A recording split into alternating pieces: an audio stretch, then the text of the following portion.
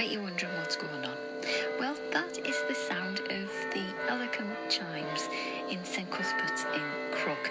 Now, my mate Gary Bergam has been catching up with the chief bell ringer at St Cuthbert's, a gentleman called Cowan, and he's going to give us a quick demonstration of the bells, explain how they work, and then he's going to tell Gary all about them and why there's an important anniversary coming up.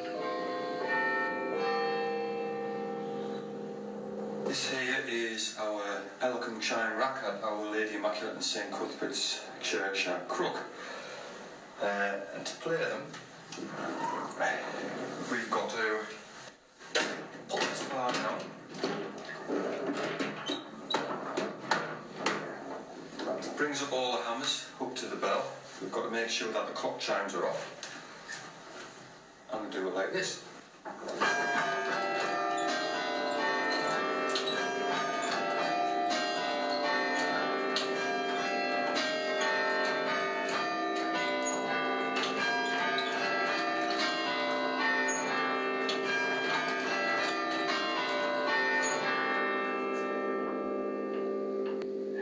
Cowan, you're the bell ringer at St Cuthbert's in Crook, and you've got a very interesting story to tell because we're coming up to the bicentenary of the Ellacombe Chimes.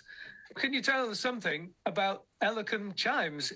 Yes, it was invented by a Reverend Henry Thomas Ellacombe. He was curate at St Mary's Church in Bitton in South Gloucestershire. He was supposedly a bit annoyed about unruly bell ringers coming in, and so he decided he would simplify it and just have one person to play the bells. So he came up with a chime rack, which allows you to play all the bells with one person. Right. Now, he had something of a mechanical and technical skill, didn't he? A bit of a background knowledge from some source or other.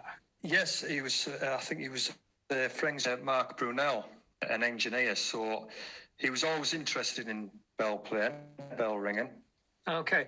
Now, I'm quite interested in how word might have spread, because 200 years ago, I guess lines of communication certainly were not what they are today. And yet, the Ellacombe Chimes, the system of bell ringing that he devised that can be done by one person, is now installed in many churches throughout the world.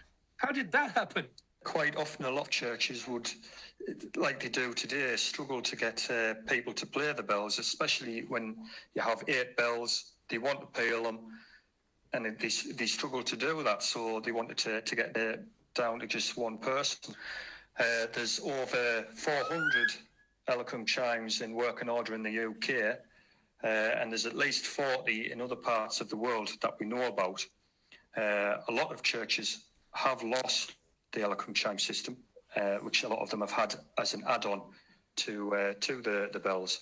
Okay, so this is now installed in churches right across the UK. In County Durham, as far as I know, it's only Crook that has this system. Would I be right in that? There's only Crook that seems to have them played. I've seen them at the church at Willington. I've seen the chime rack, and I've seen a chime rack at Shildon.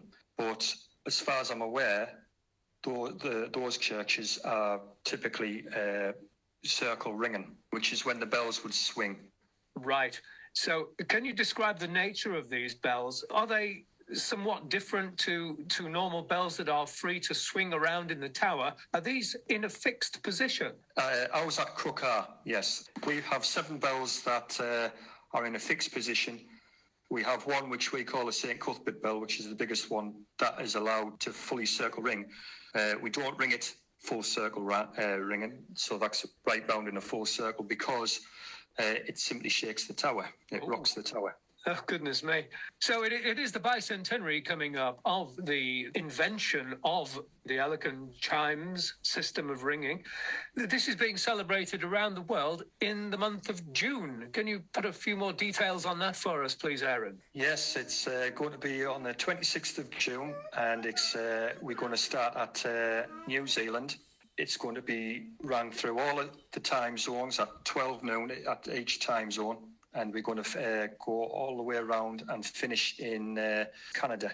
So wherever you are in the world, if you have this system of Ellacombe bells, you're going to ring them if you're taking part in the event at noon on the day. Okay. So who has the lucky job in Crook of ringing the Ellacombe chimes? That will be myself. I'm the only one who plays them there. I've played them since 1993 when I was 11 years old.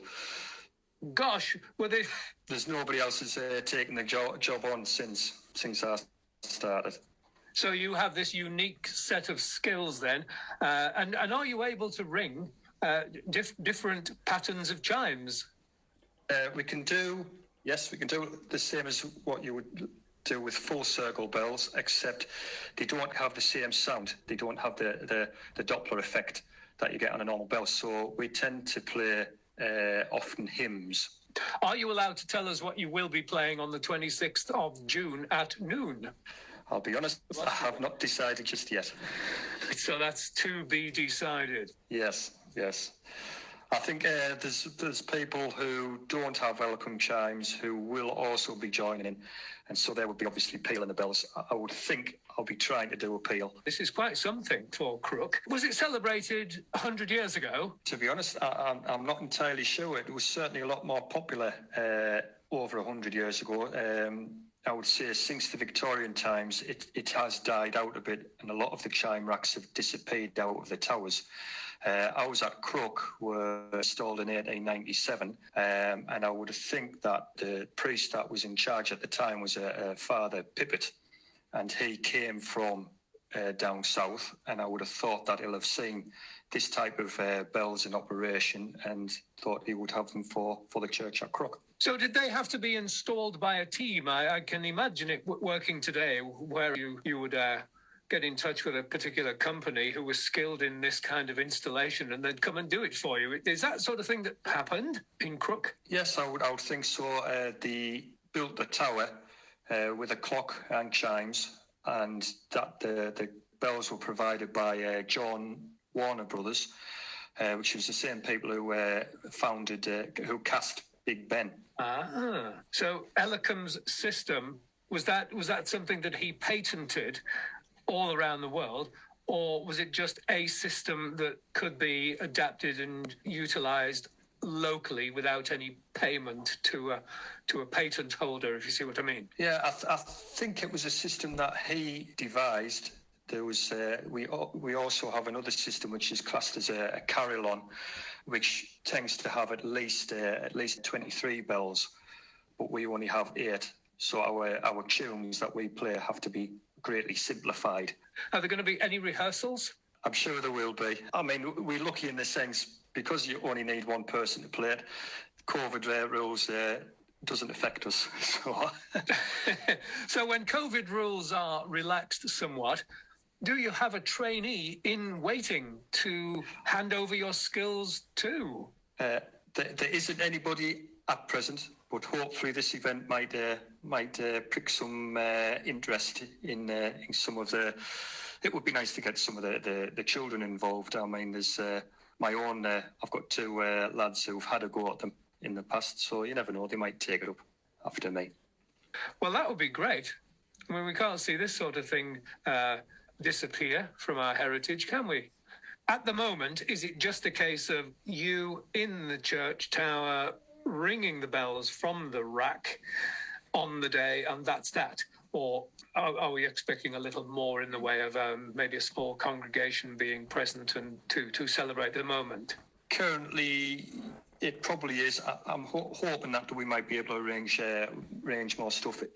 Actually, the 26th of June lands on what we would normally have as our church garden fete at Crook, but at the minute we don't know where we stand on things like that. Right. Well, Aaron, thank you so much. Thank you very much indeed. Thank you. That was Gary Bergam speaking to Aaron Cowan about the Ellacombe bells at St Cuthbert's in Crook. Right, I'll be back in a couple of minutes' time with this morning's local news headlines. In the meantime, here's Joe Jackson.